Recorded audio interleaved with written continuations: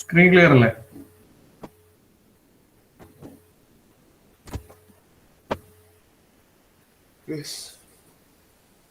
Okay, നമ്മൾ last ക്ലാസ്സിൽ discuss ചെയ്ത് മൊഡ്യൂൾ 3 ആയിരുന്നു. അതിന്റെ സ്റ്റാർട്ടിംഗ് ഏരിയ ആണ് നമ്മൾ ഡിസ്കസ് ചെയ്തിട്ടുണ്ടായിരുന്നത്. Engineering as social experimentation. Okay, so നമ്മൾ ഡിസ്കസ് ചെയ്ത കാര്യങ്ങൾ വാട്ട് ഈസ് എക്സ്പെരിമെന്റ് അല്ലെങ്കിൽ what is experimentation, what you mean by social experimentation, then how we can say engineering as social experimentation. So അതിനുശേഷം നമ്മൾ ഒരു എഞ്ചിനീയറിംഗ് എക്സ്പെരിമെന്റും standard experiment, അതായത് engineering experiment versus lab experiment തമ്മിലുള്ള സിമിലാരിറ്റീസും അതിന്റെ ഡിഫറൻസസും എന്തൊക്കെയാണെന്നുള്ള ഒരു കമ്പാരിസൺ നമ്മൾ നടത്തിയിട്ടുണ്ട്. സിമിലാരിറ്റിയിൽ കുറെ പോയിന്റ്സ് പറഞ്ഞിരുന്നു, അതേപോലെ തന്നെ ഡിസിമിലാരിറ്റീസിലും കുറച്ച് പോയിന്റ്സ് പറഞ്ഞിട്ടുണ്ട്. So what is engineering as experimentation എന്നുള്ള കൺസെപ്റ്റ് എന്ന് വെച്ച് കഴിഞ്ഞാൽ നമുക്കറിയാം, എഞ്ചിനീയറിംഗ് ഈസ് ആക്ച്വലി എഞ്ചിനീയറിംഗ് എന്ന് പറയുന്നത് നമ്മൾ study of branch of science ആണ് which deals with the study of engineering knowledge അല്ലേ. നമ്മളിപ്പോൾ മെക്കാനിക്കൽ എഞ്ചിനീയറിംഗ് പഠിക്കുമ്പോൾ മെക്കാനിക്കൽ എഞ്ചിനീയറിംഗ് റിലേറ്റഡ് ആയിട്ടുള്ള നോളജ് നമ്മൾ ഗെയിൻ ചെയ്യുക എന്നുള്ളതാണ് സ്റ്റഡി കൊണ്ട് ഉദ്ദേശിക്കുന്നത്. ബട്ട് എഞ്ചിനീയറിംഗ് എക്സ്പെരിമെന്റ് മീൻസ് നമ്മൾ പഠിച്ച കാര്യങ്ങളെ പ്രാക്ടിക്കലി അല്ലെങ്കിൽ by means of physical effort നമ്മൾ അത് ചെയ്യുമ്പോഴാണ് അതിനെ എക്സ്പെരിമെന്റ് എന്ന് പറയുന്നത്. So after the BTech study നമ്മളെല്ലാവരും എഞ്ചിനീയറിംഗ് എക്സ്പെരിമെന്റേഷന് വേണ്ടിയിട്ടാണ് പുറത്തേക്ക് പോകുന്നത്. ദാറ്റ് ഈസ് ജോബ് അല്ലെ. സോ നമ്മൾ ജോബ് ചെയ്യുന്നത് നമ്മൾ പഠിച്ച കാര്യങ്ങളിലെ കുറെ കാര്യങ്ങൾ, തിയറീസും നമ്മൾ പഠിച്ച കുറെ ഫോർമുലാസും കാര്യങ്ങളൊക്കെ ഉപയോഗപ്പെടുത്തിയിട്ടാണ് നമ്മൾ ഇനി ജോലിയിലേക്ക് കിടക്കുന്നത്. So that is N experimentation process. So how we can say engineering experiment as a social experiment. നമ്മൾ എഞ്ചിനീയറിംഗ് പഠിച്ചതിന് ശേഷം ചെയ്യുന്ന എല്ലാ വർക്കുകളും മീൻസ് നമ്മുടെ ജോലികൾ, that is engineering experiment.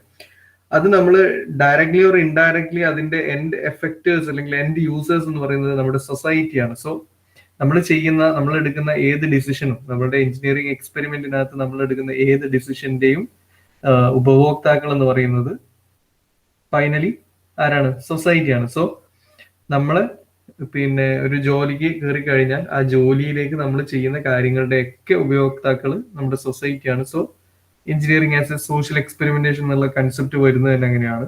Then lab എക്സ്പെരിമെന്റും അല്ലെങ്കിൽ സ്റ്റാൻഡേർഡ് എക്സ്പെരിമെന്റും എഞ്ചിനീയറിംഗ് എക്സ്പെരിമെന്റും തമ്മിലുള്ള ഡിഫറൻസസും അതേപോലെ തന്നെ സിമിലാരിറ്റീസും നമ്മൾ ഡിസ്കസ് ചെയ്തിട്ടുണ്ട്.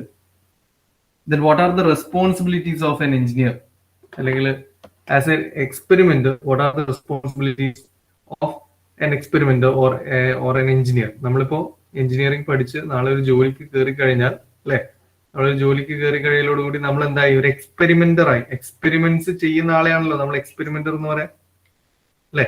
പരീക്ഷണങ്ങൾ ചെയ്യുന്നവരെയാണ് ആ പരീക്ഷണം ചെയ്യുന്ന ആൾ എന്നുള്ള രീതിയിൽ പറയാം. സോ നമ്മളൊക്കെ നാളെ ബിടെക് കഴിഞ്ഞിട്ട് നമ്മൾ എന്താണ് ആയിത്തീരാൻ പോകുന്നത്? നമ്മളൊരു എക്സ്പെരിമെന്റർ ആവാൻ പോവാണ്.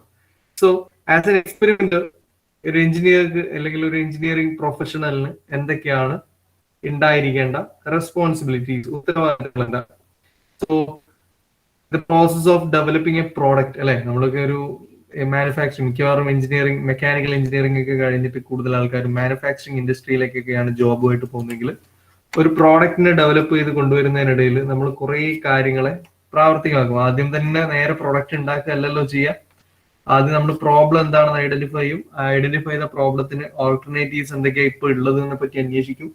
ദെൻ നമ്മളൊരു ഡിസൈൻ പ്രപ്പോസ് ചെയ്യും. ആ ഡിസൈൻ ഒക്കെ വരച്ച് ഉണ്ടാക്കി അതിന്റെ കാൽക്കുലേഷനും എഞ്ചിനീയറിംഗ് അപ്രൂവൽ കിട്ടണം. നമ്മൾ വെറുതെ ഇപ്പോൾ ഒരു എക്സാമ്പിൾ പറയാം. നമുക്കിപ്പോ ഒരു എന്തുണ്ടാക്കുക, എന്തെങ്കിലും ഒരു മാനുഫാക്ചർ ചെയ്യുന്ന ഒരു യൂണിറ്റ്, ഓട്ടോമൊബൈൽ ഫീൽഡ് ആയിക്കോട്ടെ, നമുക്ക് അലോയ് വീൽ ഉണ്ട് അല്ലെ. അലോയ് വീൽ ഉണ്ടാക്കുന്ന കമ്പനിയാണ് നമ്മുടെ എന്ന് വിചാരിച്ചോ. അപ്പോ പ്രൊഡക്റ്റ് എന്താണ് വേണ്ടതെന്നുള്ളതിനെ പറ്റി ഐഡിയ ഉണ്ട്, ബട്ട് അതിന്റെ ബാക്കി ഡീറ്റെയിലിംഗ് ഒന്നും നമുക്ക് അറിയില്ല. സോ നമ്മൾ എന്ത് ചെയ്യും? നമ്മൾ പഠിച്ച കുറെ കാര്യങ്ങൾ ഉപയോഗപ്പെടുത്തിയിട്ട് അതിനൊരു ഡിസൈൻ ഉണ്ടാക്കും. ആ ഡിസൈനിന്റെ ഒപ്റ്റിമം ഡിസൈൻ ആണോ അല്ലയോ എന്ന് ചെക്ക് ചെയ്യാൻ വേണ്ടി നമ്മൾ അതിന്റെ എഞ്ചിനീയറിംഗ് കാൽക്കുലേഷൻസ് ഒക്കെ ചെയ്യും. ദെൻ ആ കാൽക്കുലേഷൻസ് ഒക്കെ ചെയ്ത് കഴിഞ്ഞാൽ എല്ലാം ഓക്കെ ആണെങ്കിൽ നമ്മൾ എന്ത് ചെയ്യും? ഫർദർ ഡെവലപ്മെന്റ് പ്രോസസ്സിലേക്ക് പോകില്ലേ, പ്രോഡക്റ്റ് മാനുഫാക്ചർ ചെയ്യുന്നതിലേക്ക് പോകില്ലേ. സോ അങ്ങനെ നമ്മൾ ഡിഫറെന്റ് ലെവൽസ് ഓഫ് ഒരു സിംഗിൾ പ്രൊഡക്റ്റ് ഉണ്ടാക്കാൻ ഡിഫറെന്റ് ലെവൽസ് ഓഫ് എക്സ്പെരിമെന്റേഷൻ പ്രോസസ്സിലൂടെയാണ് നമ്മളത് മുമ്പോട്ട് പോകുന്നത്. സോ ഒരു എക്സ്പെരിമെന്റർ എന്നുള്ള നിലക്ക് ഒരു എഞ്ചിനീയർക്ക് ഉണ്ടായിരിക്കേണ്ട കുറച്ച് റെസ്പോൺസിബിലിറ്റീസ്, ഉത്തരവാദിത്തങ്ങൾ എന്തൊക്കെയാണ്? ഒന്ന്, കോൺഷ്യസ്നെസ്. എന്താ consciousness?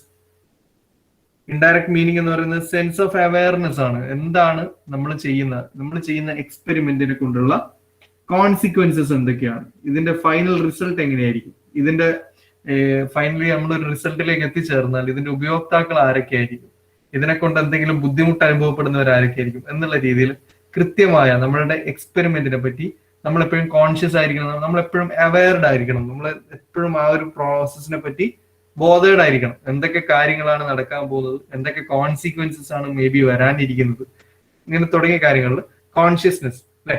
Consciousness means showing that one CARES about the doing things well and thoroughly. നമ്മൾ ചെയ്യുന്ന കാര്യങ്ങൾ വളരെ വൃത്തിയിലും വെടിപ്പായിട്ടും ആണ് ചെയ്യുന്നത് എന്നുള്ളതിനെ പറ്റിയുള്ള ഒരു കെയറിങ്, ഒരു അവയർനെസ്, നമ്മൾ എന്ത് ചെയ്യുന്നു എന്നുള്ളതിനെ പറ്റിയുള്ള ഒരു awareness, that is consciousness. It means commitment to live according to certain values. So engineers have to be sensitive to a range of moral values and responsibilities. He should have the willingness to develop the skills and expend the effort needed to reach the best balance possible among various considerations. So ഞാൻ ഇപ്പൊ പറഞ്ഞ എക്സാമ്പിളിലേക്ക് നമുക്ക് വരാം. ഒരു alloy wheel ഉണ്ടാക്കുന്ന കമ്പനിയാണ്, നിങ്ങൾ അവിടുത്തെ എഞ്ചിനീയേഴ്സ് ആണ്. അപ്പൊ നിങ്ങൾ ആസ് ആൻ എക്സ്പെരിമെന്റ് നിങ്ങൾ എല്ലാ പ്രോസസ്സും അതിന്റെ സ്റ്റാർട്ടിങ് പ്രോബ്ലം അനലൈസിങ്, ദെൻ ഓൾട്ടർനേറ്റീവ്സിനെ പറ്റി ഐഡന്റിഫൈ ചെയ്യുക, ദെൻ നിങ്ങളൊരു ഡിസൈൻ ഉണ്ടാക്കുന്നു, ദെൻ ഡിസൈൻ കാൽക്കുലേഷൻസ് ചെയ്യുന്നു. ചെറിയ എറേഴ്സ് ഒക്കെ ഉണ്ടെങ്കിൽ നമ്മൾ ഡിസൈനിൽ വീണ്ടും ആ ഒരു മാനിപ്പുലേഷൻ അല്ലെങ്കിൽ മോഡിഫിക്കേഷൻസ് ഒക്കെ വരുത്തിയിട്ട് ഫൈനലി ഒരു ഡിസൈനിലേക്ക് എത്തുന്നു. ആ ഡിസൈൻ നമ്മൾ ഇംപ്ലിമെന്റ് ചെയ്തിട്ട് ഒരു പ്രോഡക്റ്റ് ഉണ്ടാക്കാൻ വേണ്ടി പോകുന്നു. സോ അതിന് മെറ്റീരിയൽസ് വേണം. അപ്പോൾ മെറ്റീരിയൽ സ്റ്റഡി നടത്തണം. മെറ്റീരിയൽ സ്റ്റഡി നടത്തിയിട്ട് നമുക്ക് ഏറ്റവും ബെസ്റ്റ് ആണെന്ന് തോന്നുന്ന മെറ്റീരിയൽ നമ്മൾ സെലക്ട് ചെയ്യണം. അങ്ങനെ സെലക്ട് ചെയ്ത മെറ്റീരിയലും നമ്മളുടെ ഡിസൈനും ഉപയോഗിച്ചിട്ട് നമ്മൾ മാനുഫാക്ചറിങ് നടത്തണം. അപ്പൊ അതുമായിട്ട് ബന്ധപ്പെട്ട കുറെ മെഷീനറീസും എക്യുപ്മെന്റ്സ് ഒക്കെ വേണം. അപ്പൊ അതിലൊക്കെ വർക്ക് ചെയ്യാൻ അറിയണം. ഇങ്ങനെ ഓരോ സ്റ്റെപ്പും ഒരു സിംഗിൾ പ്രൊഡക്റ്റ് ഉണ്ടാക്കാൻ വേണ്ടി നമ്മൾ ചെയ്യുന്ന ഓരോ സ്റ്റെപ്പും സിംഗിൾ എക്സ്പെരിമെന്റ്സ്, ഓരോ എക്സ്പെരിമെന്റ്സ് ആണ്. അപ്പോ ഈ ഓരോ എക്സ്പെരിമെന്റ്സിലും നമ്മൾ കോൺഷ്യസ് ആവണമെന്ന് വെച്ച് കഴിഞ്ഞാൽ അതിന്റെ അർത്ഥം നമുക്ക് അറിഞ്ഞിരിക്കണം ഇതിന്റെ ഫൈനൽ എന്താണ്, ഇതിന്റെ കോൺസിക്വൻസസ് എന്താണ്. ഇപ്പൊ ഞാനിപ്പോ ഡിസൈൻ എനിക്ക് തോന്നുന്ന ഒരു ഡിസൈൻ ഉണ്ടാക്കി, അതിന് വേറെ എഞ്ചിനീയറിംഗ് വാല്യൂ ഒന്നുമില്ല, അല്ലെങ്കിൽ നമ്മൾ അതിന്റെ കാൽക്കുലേഷനോ കാര്യങ്ങളോ ഒന്നും ചെയ്യാതെ എനിക്ക് വരച്ചപ്പോൾ നല്ലത് എന്ന് തോന്നുന്ന ഒരു ഡിസൈനായിട്ട് ഞാൻ മുമ്പോട്ട് പോകാന്ന് വെച്ചോ. അങ്ങനെ വന്നു കഴിഞ്ഞാൽ ചിലപ്പോൾ എന്താവാം, അത് മാനുഫാക്ചർ ഒക്കെ ചെയ്ത് കഴിഞ്ഞാൽ അത് നമ്മുടെ വണ്ടിയിലേക്കൊക്കെ അപ്ലൈ ചെയ്ത് കഴിഞ്ഞാൽ ചിലപ്പോൾ വലിയ രീതിയിലുള്ള അപകടങ്ങൾക്കൊക്കെയുള്ള സാധ്യതകളുണ്ട്. സോ അവിടെ ഒരു മോറൽ ഇഷ്യൂ ഡെവലപ്പ് ചെയ്യാനുള്ള സാധ്യത ഉണ്ട്. അപ്പൊ മോറൽ ഇഷ്യൂ, മോറൽ വാല്യൂവിന് അവിടെ ഒരു ശരിക്കും എന്താണ് പ്രശ്നം വരികയാണ്. സോ നമുക്ക് അറിഞ്ഞിരിക്കണം നമ്മളിപ്പോ ഈ ചെയ്യുന്നത് ഇപ്പൊ ഡിസൈൻ, അത് ഡോക്യുമെന്റ് ഡിസൈൻ ആണോ എഞ്ചിനീയറിംഗ് ഡിസൈൻ ആണോ എന്നുള്ളതൊന്നും ചെക്ക് ചെയ്യാതെ മുമ്പോട്ട് പോയി കഴിഞ്ഞാൽ നാളെ നാട്ടിൽ വലിയ അപകടങ്ങൾ ഉണ്ടാവാം, അല്ലെങ്കിൽ അവിടെ ഒരു മോറൽ ഇഷ്യൂ ഉണ്ടാവാം എന്നുള്ള കാര്യത്തെ പറ്റി നമുക്ക് awareness ഉണ്ടായിരിക്കുക. That is consciousness. As an engineer or as an experimenter, engineers should have the responsibility of consciousness. That is a sense of awareness. Okay. Then next one, there is accountability. Accountability. What is accountability? The accountability എന്ന് വെച്ചാൽ ഞാൻ അതിന് accountable ആണെന്ന് പറഞ്ഞു കഴിഞ്ഞാൽ ഇപ്പോ ഞാൻ നിങ്ങളെ പഠിപ്പിക്കുന്നു അല്ലെ, ആസ് എ ടീച്ചർ നിങ്ങളുടെ റിസൾട്ടുമായിട്ട് ബന്ധപ്പെട്ട് ഞാൻ അതിന് അക്കൗണ്ടബിൾ ആണ് എന്ന് പറഞ്ഞു കഴിഞ്ഞാൽ അതിന്റെ അർത്ഥം എന്താ? അല്ല, നിങ്ങളുടെ ഫ്യൂച്ചറിനെ പറ്റിയിട്ട് സംസാരിക്കുമ്പോൾ നിങ്ങളുടെ ഫ്യൂച്ചറിനെ ഡിസൈഡ് ചെയ്യുന്നതിൽ ഞാനും അക്കൗണ്ടബിൾ ആണ് എന്ന് പറഞ്ഞാൽ അതിന്റെ മീനിങ് എന്താ?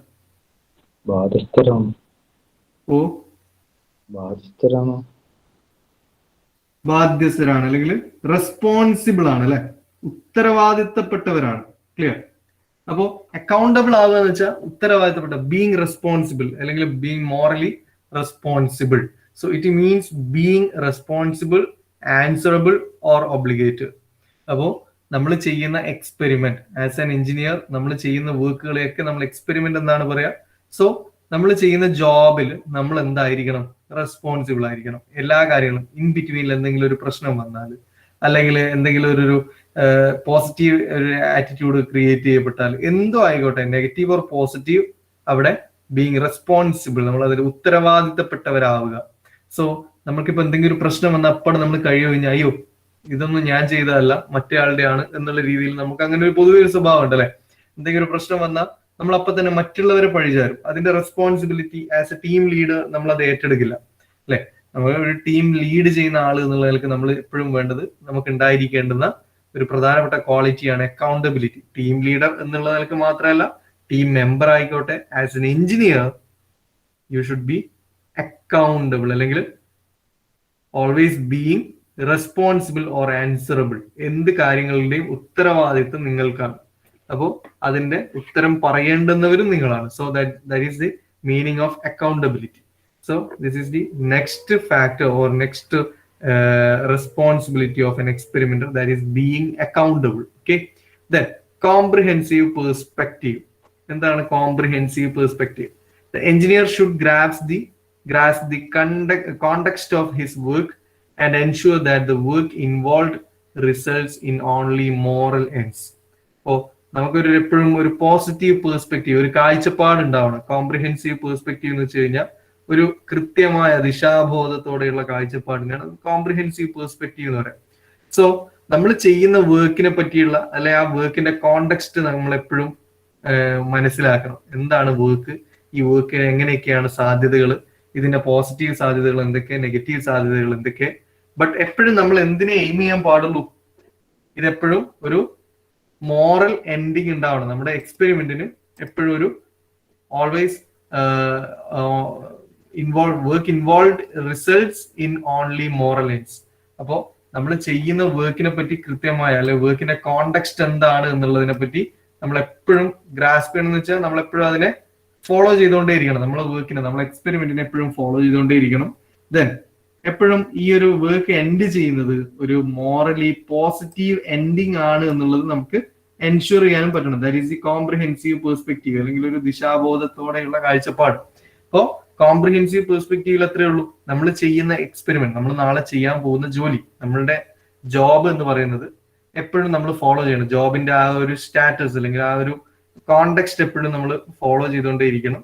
ദെൻ നമ്മളുടെ ജോലി എപ്പോഴും ഒരു മോറലി റൈറ്റ് വേയിൽ മാത്രമേ അവസാനിക്കാൻ പാടുള്ളൂ. ഒരിക്കലും നമ്മൾ ചെയ്ത ജോലി കൊണ്ട് മറ്റുള്ളവർക്ക് ഒരു ബുദ്ധിമുട്ട്, അല്ലെങ്കിൽ വഴിക്കിട്ട് പോവുക, അങ്ങനെയുള്ളൊരു കാര്യം ഉണ്ടാവാൻ പാടില്ല.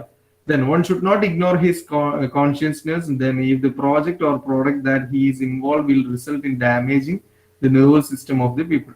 അപ്പോൾ നമ്മൾ ഒരു എക്സാമ്പിൾ പറയാണ്, നമ്മൾ ചെയ്യുന്ന വർക്കിൽ നമ്മൾ നല്ല രീതിയിൽ അവയർഡ് അല്ലെങ്കിൽ നമ്മൾ കോൺഷ്യസ് അല്ലെങ്കിൽ നമുക്ക് അവിടെ പ്രശ്നം വരും. നമ്മൾ അവിടെ വലിയ രീതിയിലുള്ള പ്രശ്നങ്ങൾ വരും. അത് മറ്റുള്ള ജനവിഭാഗങ്ങളെയൊക്കെ ബാധിക്കാനുള്ള സാധ്യതയുണ്ട്. സോ നമ്മൾ എപ്പോഴും നമ്മളുടെ ജോബിനെ, അല്ലെങ്കിൽ നമ്മുടെ എക്സ്പെരിമെന്റിനെ എപ്പോഴും ആ ഒരു എക്സ്പെരിമെന്റിന്റെ കോണ്ടെക്സ്റ്റിനെ, അല്ലെങ്കിൽ മെത്തേഡ് ഓഫ് എക്സ്പെരിമെന്റ്സ്, അല്ലെങ്കിൽ വേ ഓഫ് എക്സ്പെരിമെന്റ്സ് നമ്മൾ ഗ്രാസ്പ് ചെയ്യണം. Then you should ensure that the work involve results in only right, അല്ലെങ്കിൽ ഒരു positive moral endings. Okay, then an engineer should morally autonomous, അല്ലെങ്കിൽ മോറൽ ഓട്ടോണമി ഉണ്ടായിരിക്കണം. Engineer should have moral autonomy. What is autonomy? കഴിഞ്ഞ മൊഡ്യൂളിൽ നമ്മൾ discuss ചെയ്ത ഒരു term ആണ് ഓട്ടോണമി. What is autonomy?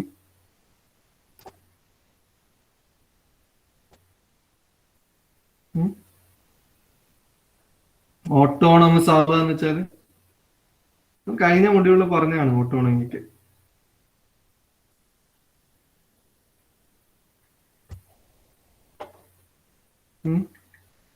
ഒരു വിഭാഗം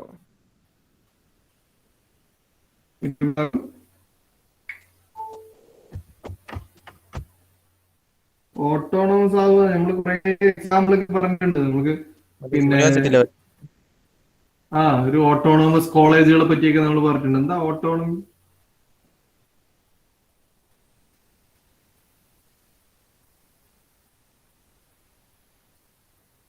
ഓട്ടോണമസ് പീപ്പിൾ എന്ന് വെച്ചാൽ നമ്മൾ കഴിഞ്ഞ മൊഡ്യൂളിൽ പറഞ്ഞാണ് ക്രിട്ടിക്കൽ തിങ്കിങ് ഉള്ളവർ, അല്ലെങ്കിൽ ഇൻഡിവിജ്വൽ, അല്ലെങ്കിൽ ഒരു പിന്നെ മറ്റുള്ളവരെ ഡിപ്പെൻഡ് ചെയ്യാതെ ഇൻഡിപെൻഡന്റ് ആയിട്ട് കാര്യങ്ങളെ തീരുമാനം എടുക്കുന്നവരെയാണ്, കാര്യങ്ങളിൽ നമ്മൾ തീർപ്പ് കൽപ്പിക്കുന്നവരെയാണ് ഓട്ടോണമസ് പീപ്പിൾ.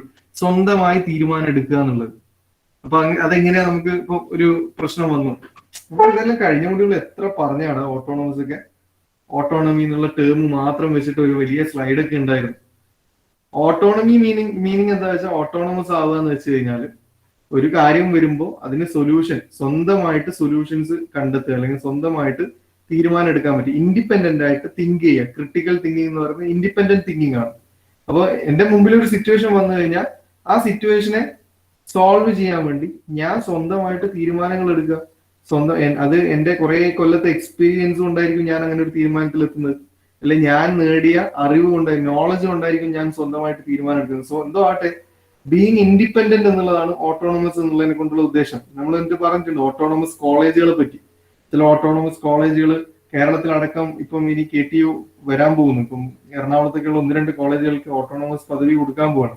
അങ്ങനെ വെച്ച് കഴിഞ്ഞാൽ ആ കോളേജുകൾ സ്വന്തമായിട്ട് കാര്യങ്ങൾ കൈകാര്യം ചെയ്യും. സ്വന്തമായിട്ട് അവർ സിലബസ് ഉണ്ടാക്കും, എക്സാംസ് നടത്തും.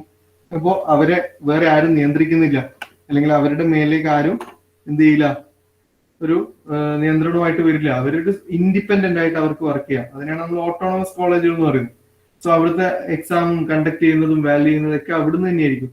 അപ്പോൾ അങ്ങനെയുള്ളതിനാണ് ഓട്ടോണമി എന്ന് പറയാം. സോ എഞ്ചിനീയർ എപ്പോഴും ഓട്ടോണമി, മോറലി ഓട്ടോണമസ് ആണെന്ന് വെച്ച് കഴിഞ്ഞാൽ ഒരു മോറൽ ഇഷ്യൂ വന്നു കഴിഞ്ഞാൽ ആ ഇഷ്യൂവിനെ സോൾവ് ചെയ്യാനും മാത്രം സ്വന്തമായിട്ട് ഇൻഡിപെൻഡന്റ് ആയിട്ട് സോൾവ് ചെയ്യാൻ പറ്റുന്ന ആളായിരിക്കണം എ ഗുഡ് എഞ്ചിനീയർ.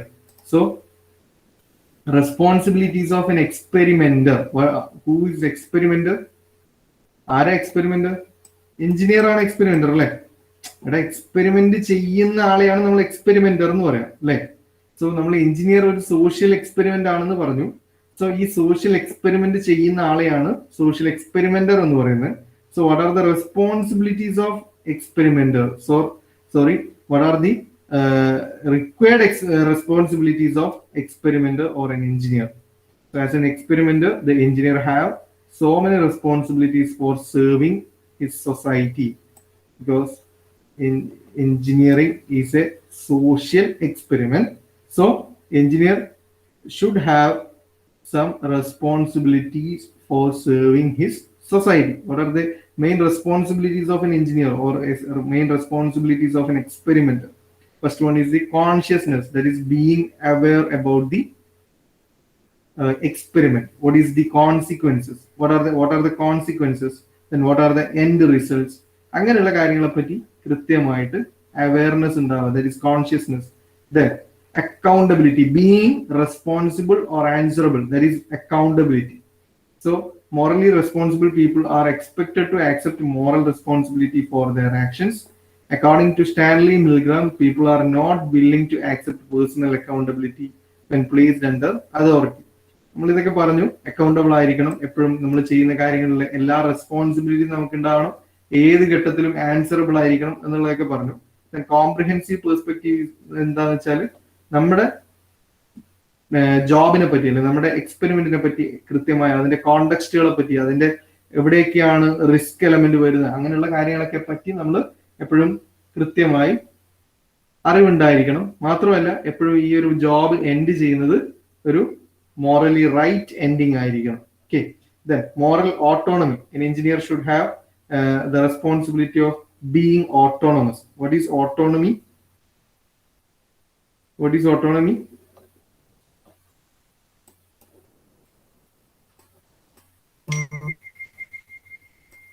ഇൻഡിപെൻഡന്റ് ആവുക അല്ലെ? സ്വതന്ത്രമായിട്ട് കാര്യങ്ങൾ കൈകാര്യം ചെയ്യുക എന്നുള്ളതാണ് ഓട്ടോണമസ്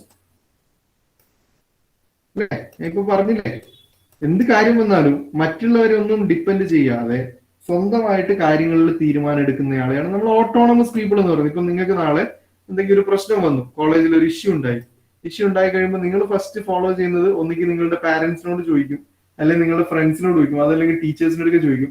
അങ്ങനെ ചെയ്യുന്നതിനെ നമ്മൾ ഓട്ടോണമസ് എന്നല്ല പറയാ. അപ്പം അതല്ലാതെ നിങ്ങൾ കൂട്ടുന്ന ഒരാൾ ഒരു പ്രശ്നം വന്നു, ആരോടും ചോദിക്കുന്നില്ല, അയാൾക്ക് ഒരുപാട് ഇങ്ങനെയുള്ള കാര്യങ്ങളെ പറ്റി നല്ല അറിവൊക്കെ ഉണ്ടെങ്കിൽ അയാൾ എന്ത് ചെയ്യും? സ്വന്തമായിട്ട് ഒരു തീരുമാനം എടുക്കും, അതിൽ തന്നെ സ്റ്റിക്ക് ചെയ്ത് മുമ്പോട്ട് പോലെ. അപ്പൊ നമ്മൾ പറയും അയാളൊരു ഓട്ടോണമസ് പീപ്പിൾ ആണെന്ന് പറയും, അല്ലെങ്കിൽ അയാളൊരു ഇൻഡിപെൻഡന്റ് തിങ്കിങ് അല്ലെങ്കിൽ ക്രിട്ടിക്കൽ തിങ്കിങ് ഉള്ള ആളാണെന്ന് പറയും.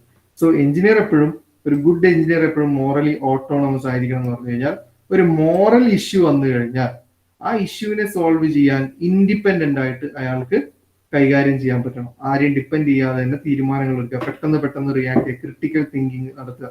That is being morally autonomous. Okay. So these are the main responsibilities of an experimenter or an engineer. So എന്തൊക്കെയാണെന്ന് വെച്ചാൽ consciousness, accountability, comprehensive perspective, then moral autonomy. മാത്രമല്ല നമുക്ക് ഇപ്പൊ ഇത്ര മതി. പിന്നെ ഇതിന് പുറമേയും കുറെ കാര്യങ്ങളുണ്ട്. Consent information, one should inform about the facts, ഒരു വേറൊരു റെസ്പോൺസിബിലിറ്റിയാണ്. നമ്മളിപ്പോ ആസ് എൻ എഞ്ചിനീയർ നമ്മൾ എന്തെങ്കിലും ഒരു എക്സ്പെരിമെന്റ് ചെയ്യുമ്പോൾ ആ എക്സ്പെരിമെന്റിന്റെ ഫാക്ട് അല്ലെങ്കിൽ എക്സ്പെരിമെന്റുമായിട്ട് ബന്ധപ്പെട്ട കാര്യങ്ങളെ പൊതുജനങ്ങളെ അല്ലെങ്കിൽ ഇവരുടെ സൊസൈറ്റിയെ അറിയിക്കുക, നമ്മൾ കൺസെന്റ് അറിയിക്കുക. ഇൻഫോംഡ് കൺസെന്റ് അടുത്ത ഒരു റെസ്പോൺസിബിലിറ്റി ആണ്. കൺസെന്റ് അറിയിക്കുക. എന്താ കൺസെന്റ് എന്ന് വെച്ചാൽ, ഇപ്പൊ നമ്മളൊരു എക്സ്പെരിമെന്റ്, ഞാനിപ്പോ ക്ലാസ്സിൽ ഒരു എക്സ്പെരിമെന്റ് ചെയ്യുന്നു, ആ എക്സ്പെരിമെന്റുമായിട്ട് ബന്ധപ്പെട്ട കാര്യങ്ങളെ ഫാക്റ്റുകളെ ഞാൻ നിങ്ങളുടെ അടുക്കെ ആദ്യമേ പറയുക.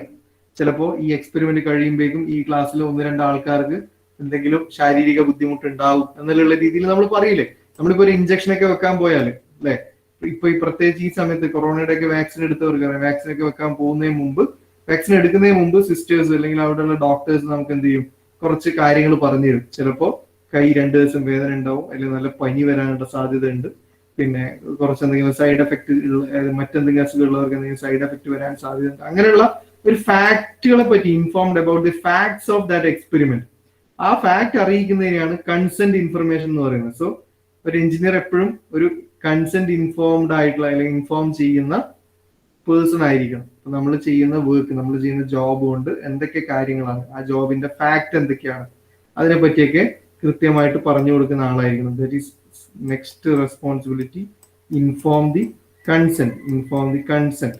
ഓക്കെ, സോ 5 റെസ്പോൺസിബിലിറ്റി എന്ന് നമ്മൾ പറഞ്ഞു. Being consciousness, always have consciousness, then being accountable, then should have comprehensive perspective, then being morally autonomous, then inform the consent to society. So these are the responsibilities of an experimenter or responsibilities of engineer. Then moving on, next topic, that is codes of ethics. Codes of ethics. What is codes? Codes എന്ന് വെച്ചാൽ എന്താ?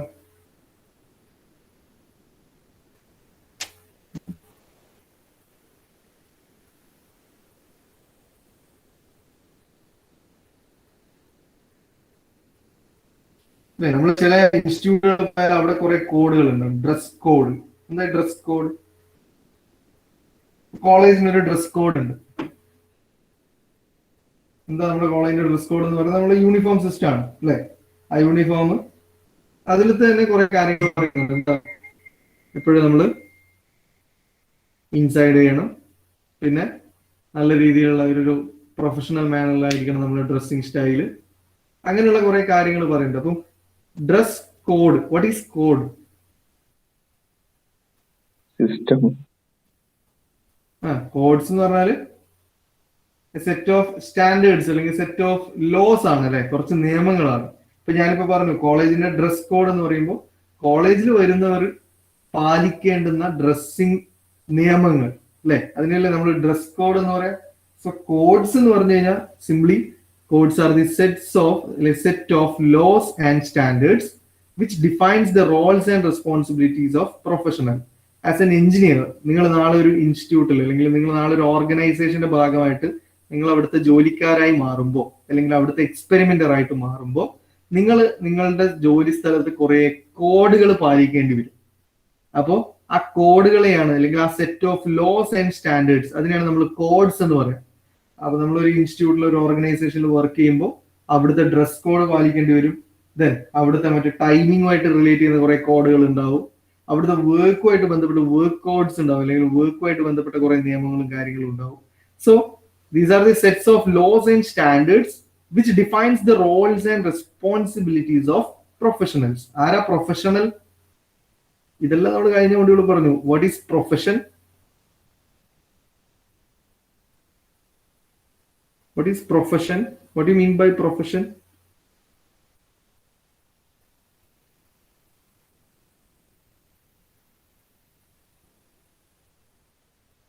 എന്നോട് ആരെങ്കിലും എന്താ നിങ്ങളുടെ profession എന്ന് വെച്ചാൽ ഞാൻ എന്താ ഉത്തരം കൊടുക്കുക? ടീച്ചിങ് ആണ് എന്റെ പ്രൊഫഷൻ എന്ന് പറയും അല്ലെ. So what is profession? ജോലി. ജോലി, ജോബ്. സിംപ്ലി ജോബിനെയാണ് നമ്മൾ പ്രൊഫഷൻ എന്ന് പറയാം. Who is professional?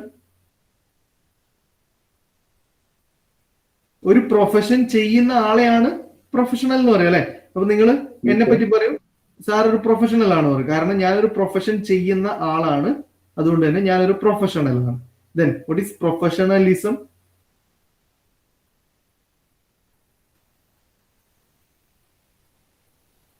ഒരു പ്രൊഫഷണൽ അയാളുടെ പ്രൊഫഷനിൽ കാണിക്കേണ്ടുന്ന കുറെ മര്യാദകൾ ഉണ്ട് അല്ലെ, അല്ലെങ്കിൽ അയാൾ ഫോളോ ചെയ്യേണ്ട കുറെ നിയമവശങ്ങളുണ്ട്, അല്ലെങ്കിൽ കുറച്ച് ഒരു സ്റ്റാൻഡേർഡ്സ് ഉണ്ട്, സെറ്റ് ഓഫ് സ്റ്റാൻഡേർഡ്സ് ഉണ്ട്. അതിനെയാണ് നമ്മൾ എന്ത് പറയാ, പ്രൊഫഷണലിസം. ഞാനിപ്പോ ഒരു ടീച്ചറാണ്, അതാണ് എന്റെ പ്രൊഫഷൻ. ആ ജോലി ചെയ്യുന്നത് കൊണ്ട് I am a professional. Then എനിക്ക് ഇതേ ജോലി തന്നെ പല രീതിയിൽ ചെയ്യാം, ആത്മാർത്ഥമായിട്ട് ചെയ്യാം, നല്ല സിൻസിയാരിറ്റി എടുത്തിട്ട് ചെയ്യാം, തീരെ സിൻസിയർ അല്ലാതെ ചെയ്യാം. അപ്പോ എന്റെ പ്രൊഫഷണലിസം ആണ് അവിടെ ചേഞ്ച് ചെയ്യുന്നത്. ഞാൻ നല്ല ബീങ് സിൻസിയർ ആയിട്ട് ഞാൻ എപ്പോഴും വർക്ക് ചെയ്യുകയാണെങ്കിൽ നിങ്ങൾ പറയും സാറ് ഗുഡ് പ്രൊഫഷണലിസം കീപ്പ് ചെയ്യുന്ന ആളാണെന്ന് പറയും.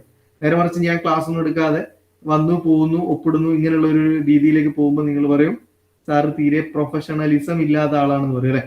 അപ്പൊ എന്തോ ആട്ടെ, ഇതൊന്നും നമ്മുടെ കഴിഞ്ഞ മൊഡ്യൂളായിരുന്നു, ഞാൻ ജസ്റ്റ് ഇപ്പം സാധാരണയായിട്ട് പറഞ്ഞു തന്നേ ഉള്ളൂ.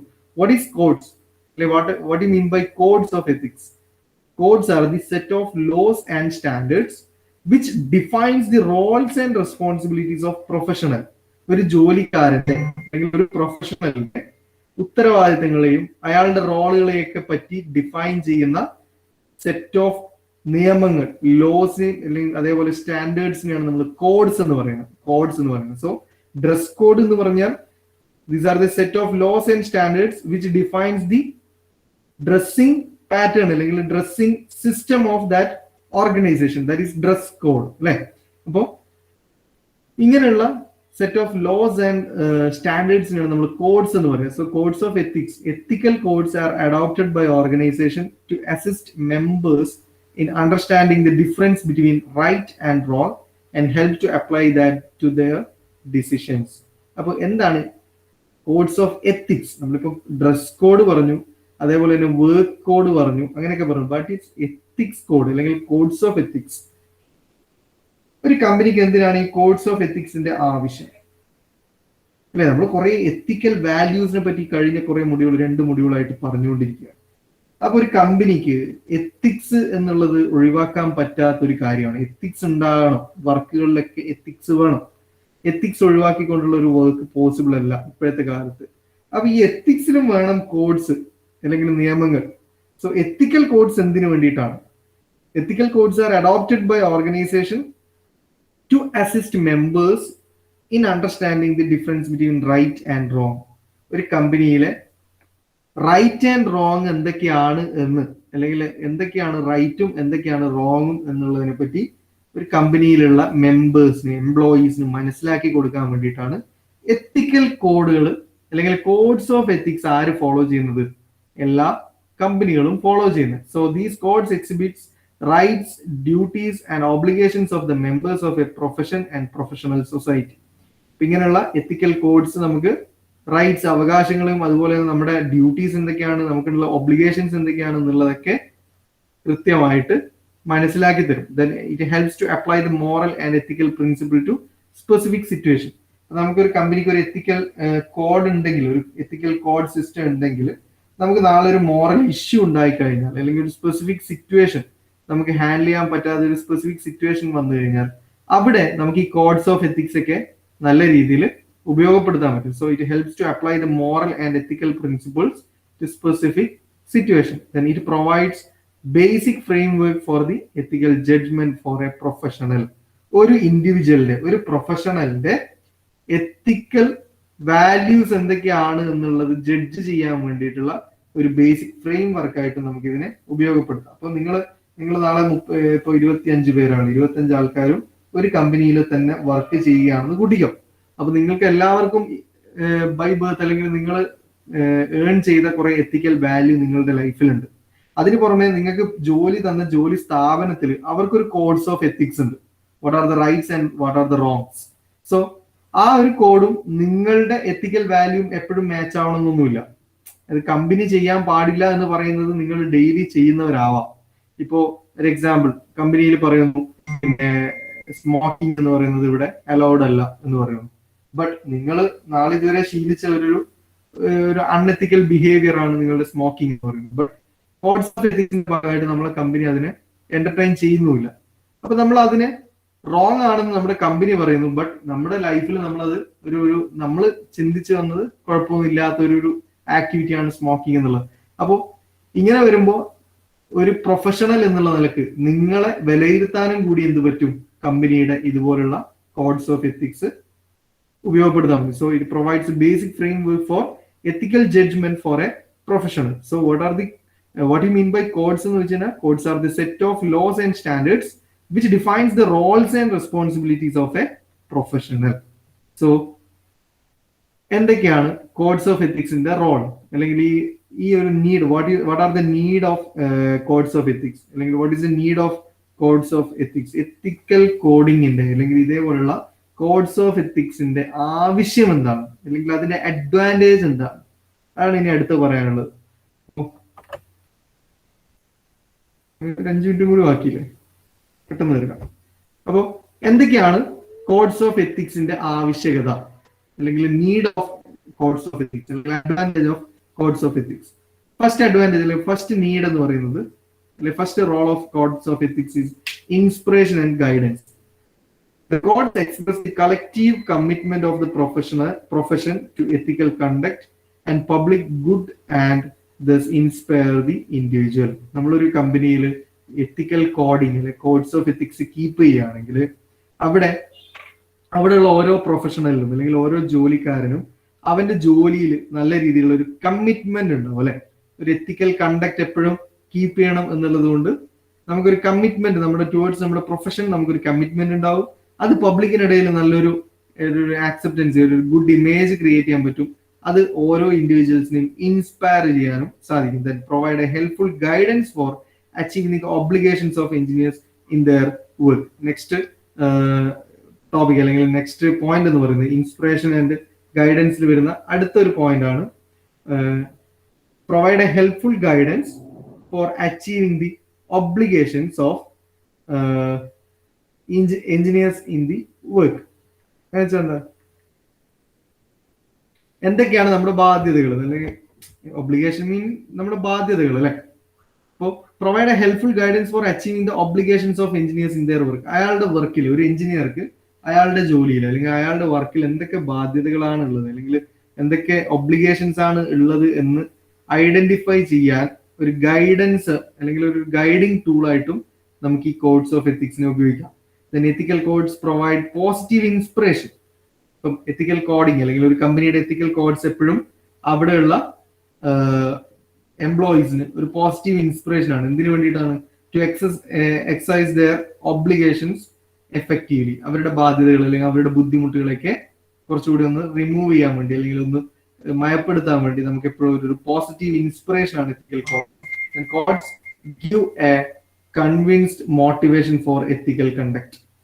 അപ്പൊ നമ്മളെ കമ്പനിയുടെ എത്തിക്കൽ കോഡിങ് നമ്മൾക്ക് അവിടെ ഒരു എത്തിക്കൽ കണ്ടക്ട് അല്ലെങ്കിൽ നമുക്ക് എപ്പോഴും ഒരു എത്തിക്കൽ കണ്ടക്ട് കൊണ്ടുവരാനും അതിനനുസരിച്ച് ബിഹേവ് ചെയ്യാനൊക്കെയുള്ള ഒരു മോട്ടിവേഷൻ ടൂൾ ആയിട്ടും മാറും. So what are the need of ethical coding എന്ന് ചോദിച്ചു കഴിഞ്ഞാൽ ഒന്നാമത്തെ നീഡ് അല്ലെങ്കിൽ ഒന്നാമത്തെ advantage it is a inspiration and guidance. Then next need എന്ന് പറയുന്നത് അല്ലെങ്കിൽ role of ethical code, ethical കോഡിന്റെ ആവശ്യകത. Next support to engineer. Ethical code gives support to engineers, offer positive and potential support to engineers to perform their duties in ethical manner. Then codes give engineers a positive, possible good support for taking stance on moral issue. ഒരു issue വരുമ്പോൾ, ഒരു moral issue വരുമ്പോൾ അവിടെ കൃത്യമായിട്ട് ഒരു decision എടുക്കാൻ വേണ്ടി, ഒരു പോസിറ്റീവ് ഡിസിഷൻ എടുക്കാൻ വേണ്ടി, അല്ലെങ്കിൽ നമുക്ക് എപ്പോഴും ഒരു നല്ല ഡിസിഷൻ എടുക്കാൻ വേണ്ടിയിട്ടുള്ള ഒരു സപ്പോർട്ടിംഗ് ടൂൾ ആയിരിക്കും എപ്പോഴും നമ്മുടെ എത്തിക്കൽ coding. Then serve as legal support when engineers are tangled in professional obligation and conflicts. എന്തെങ്കിലും ബുദ്ധിമുട്ടുകളും അല്ലെങ്കിൽ എന്തെങ്കിലും ബാധ്യതകളൊക്കെ വരുമ്പോൾ അവിടെയുള്ള ഒരു ലീഗൽ സപ്പോർട്ടിനും നമുക്ക് എഞ്ചിനീയറിംഗ് എത്തിക്കൽ കോഡിംഗ് ഉപയോഗിക്കാം. Then promotes business interest. അടുത്ത നീഡ് അല്ലെങ്കിൽ അടുത്ത റോൾ അല്ലെങ്കിൽ അടുത്ത advantage, promote business interest. Codes helps to improve the business interest. They help to moralize the business dealing to benefit those within the profession. നമ്മുടെ പ്രൊഫഷനകത്തുള്ള അല്ലെങ്കിൽ ജോലി സ്ഥലത്തുള്ളവർക്കൊക്കെ ഒരു ബിസിനസ് ഇൻട്രസ്റ്റ് ഉണ്ടാക്കുക വെച്ചാൽ നമുക്കൊരു ജോലിയോട് ഒരു ആത്മാർത്ഥത ഉണ്ടാക്കാൻ വേണ്ടിയിട്ടുള്ള ഒരു സെറ്റപ്പും കൂടിയായി മാറും സംടൈംസ് നമ്മുടെ codes of ethics. Then deterrence and discipline. Deterrence means എന്താന്ന് വെച്ചാൽ നമ്മളൊരു ഇമ്മോറൽ അൺഎത്തിക്കൽ വർക്കിങ്ങിനെ നിരുത്സാഹപ്പെടുത്തുന്നതിനാണ് ഡിറ്ററൻസ് എന്ന് പറയാം. അപ്പോൾ കോഡ്സ് ഓഫ് എത്തിക്സ് എപ്പോഴും ഒരു ഡിറ്ററൻസ് ടൂളും ഡിസിപ്ലിൻ ടൂളും ആണെന്ന് പറഞ്ഞു കഴിഞ്ഞാൽ അതിന്റെ അർത്ഥം അൺഎത്തിക്കൽ വർക്കിങ്ങിനെ നമുക്ക് എപ്പോഴും നിരുത്സാഹപ്പെടുത്തും, എപ്പോഴും നമ്മളെ എത്തിക്കൽ വർക്കിങ്ങിനെ അല്ലെങ്കിൽ എത്തിക്കൽ ബാക്ക്ഗ്രൗണ്ടിലുള്ള വർക്കിങ്ങിനെ പ്രോത്സാഹിപ്പിക്കുകയും ചെയ്യുന്നതാണ് ഡിറ്ററൻസ് എന്ന് പറയാം. ഡിസിപ്ലിൻ നിങ്ങൾക്കറിയാലോ, അച്ചടക്കത്തോടു കൂടിയിട്ട് കാര്യങ്ങളെ കൈകാര്യം ചെയ്യാനും ടൈംലി ആയിട്ട് നമുക്കത് തീർക്കാനൊക്കെ നമ്മളെ സഹായിക്കും. Then education and mutual understanding. Ethical codes can be used in educational institution and other places for highlighting the importance of a moral issue and values. Then they develop a shared understanding by the professionals, public and the government on the moral responsibilities of engineer. So again ഒന്ന് രണ്ട് point കൂടി ഉണ്ട്, നമുക്കത് next ക്ലാസ്സിൽ പറയാം, time കഴിഞ്ഞു പോയി. അപ്പോൾ നമ്മൾ ഇന്ന് പറഞ്ഞത് ഇത്രയേ ഉള്ളൂ. എന്തൊക്കെ കാര്യങ്ങളാണ് ഡിസ്കസ് ചെയ്തത്? എന്തൊക്കെയാണ് ഒരു എക്സ്പെരിമെന്റർ അല്ലെങ്കിൽ ഒരു എഞ്ചിനീയറുടെ റെസ്പോൺസിബിലിറ്റീസ് എന്തൊക്കെയാണ്? Then what do you mean by codes of ethics? Then what are the roles of codes of ethics? അല്ലെങ്കിൽ importance of need of codes of ethics, അതാണ് ഇപ്പം ഡിസ്കസ് ചെയ്തുകൊണ്ടിരിക്കുന്നത്. ഓക്കെ, ക്ലിയർ അല്ലേ?